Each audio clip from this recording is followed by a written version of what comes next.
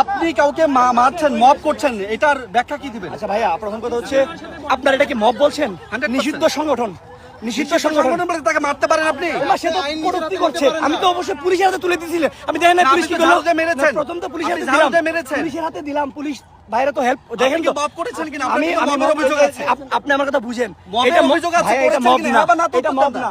আপনি ফ্যাসিস্টের লোকজন আমাদেরকে মেরে ফেলবে, আমাকে হুমকি দিবে, রাস্তায় পিটাবে, ওইটা মব হবে না। আর তাদেরকে অবশ্যই আমাকে কয়েকদিন আগে যে পিটায় যাবে ঢাকা মেডিকেলে আহত করলো তখন কইছিলেন থ্যাংক ইউ। কিন্তু আপনি কিন্তু মবের অংশ, মব করতে পারেন, গ্রেফতার করা হবে কিনা? মব যারা করেছে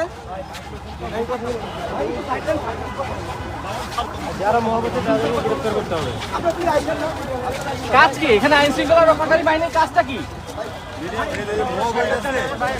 আপনারা এখানে কাজটা কি? আইন শৃঙ্খলা বাহিনী তো এখানে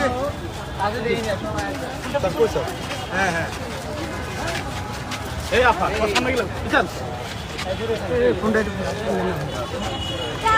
এরকম করে তো আমি কথা বলতে পারবো না। দেখলাম আমরা হচ্ছে আপনাদের সামনে একজনকে আটক করা হলো। বলতেছি আমার সামনে বলতে আমাদের এখানে উপস্থিত হলাম, আমরা তো আসছি, দেখতেছি আমরা বিষয়টা। সকাল থেকে আমরা দেখতেছি, আমরা চেষ্টা করতেছি, সকাল থেকে আমরা এখানে দেখতেছি এখানে রেগুলার পুলিশের উপস্থিতি ছিল।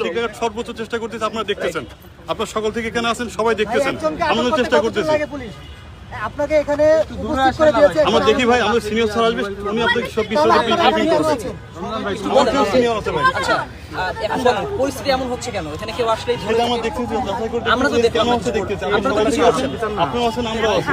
আমরা তো দেখলাম একজনকে মারছে, আমি দাঁড়িয়ে থেকে দেখলাম। এটা আমরা কেমন ভাই কি হয়েছে দেখার জন্য আমরা এখানে আসলাম।